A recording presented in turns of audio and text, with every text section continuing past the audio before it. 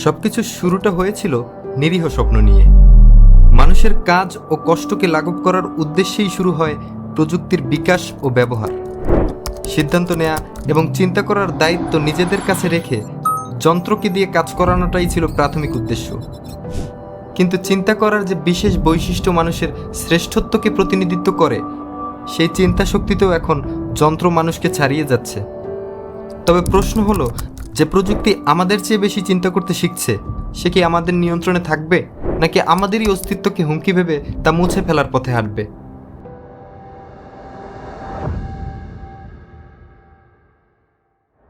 আজকের কৃত্রিম বুদ্ধিমত্তা আর কেবল কল্পকাহিনী নয়, এটি আমাদের দৈনন্দিন জীবনের অংশে পরিণত হচ্ছে ধীরে ধীরে।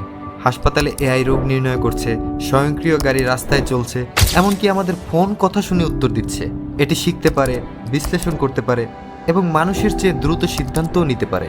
2025 সালে এসে এআই এর ক্ষমতা এতটাই বেড়েছে যে এটি চিত্র তৈরি করছে, গবেষণায় সাহায্য করছে এবং জটিল সমস্যার সমাধানও দিচ্ছে।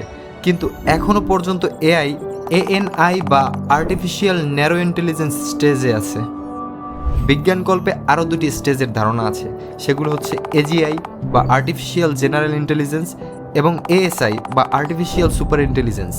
এএনআই এমন এক কৃত্রিম বুদ্ধিমত্তা যা মানুষের মতো বুদ্ধিভিত্তিক কাজ করতে পারে ঠিকই, কিন্তু এগুলো সাধারণত নির্দিষ্ট একটি কাজে পারদর্শী হয়। এটা নিজে থেকে নতুন কোনো দক্ষতা অর্জন করে সে অনুযায়ী সমস্যার সমাধান দিতে পারে না, শুধু যেটার জন্য বানানো হয়েছে সেটাতেই দক্ষতা দেখায়। যেমন চ্যাটজিপিটি, ডিপসিক, গ্রকের মতো লার্জ ল্যাঙ্গুয়েজ মডেলগুলো শুধু টেক্সট নিয়ে কাজ করে, নিজস্ব ডেটাবেজের তথ্য ব্যবহার করে মানুষের মতো কবিতা, গল্প বা প্রশ্নোত্তর তৈরি করতে পারলেও সেসব তথ্য নিয়ে চিন্তা করা বা নতুন তথ্য আবিষ্কার করতে পারে না। আবার স্টকফিশ বা আলফাজিরো মানুষের মতো বা মানুষের চেয়েও ভালো দাবা খেলতে পারলেও এগুলো চ্যাটজিপিটির মতো মানুষের ভাষা বোঝে না। এখনও পর্যন্ত ডেভেলপ করা সকল এআই ন্যারো, কিন্তু ওপেন এআই, এক্সএআই, ডিপমাইন্ডের মতো জায়ান্ট প্রতিষ্ঠানগুলো এআইকে পরবর্তী স্তরে নিয়ে যাওয়ার জন্য প্রতিযোগিতা পরায়ণভাবে গবেষণা করে যাচ্ছে। কিন্তু মেশিনের এই ক্রমবর্ধমান চিন্তা শক্তি কোথায় গিয়ে থামবে?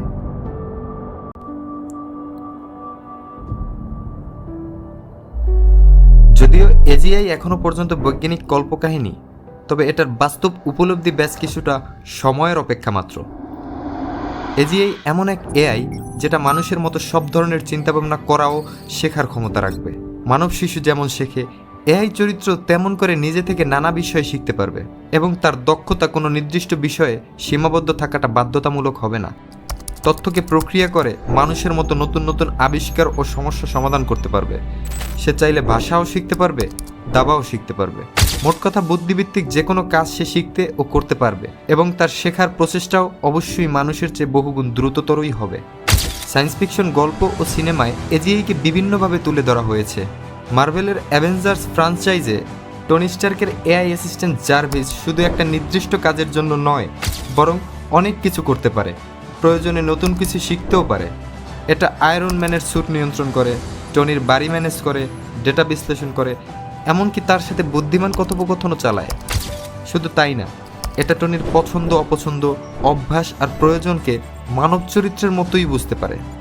যদি সত্যিই এআই এই পর্যায়ে পৌঁছে যায়, তবে সে শুধু তার নিজের অবস্থানে স্থির থাকবে না, সে নিজেকে দিনকে দিন আরও উন্নত করবে, যেমনটা মানব সভ্যতা করে আসছে। একটা সময় আর্টিফিশিয়াল সুপার ইন্টেলিজেন্সও হয়তো চলে আসবে, যা মানুষের চেয়েও অনেক বেশি বুদ্ধিমান ও অ্যাডভান্স হবে। এখানেই চলে আসে সেই প্রশ্ন, মানুষের চেয়ে বুদ্ধিমান প্রযুক্তি কি মানুষের নিয়ন্ত্রণে থাকবে?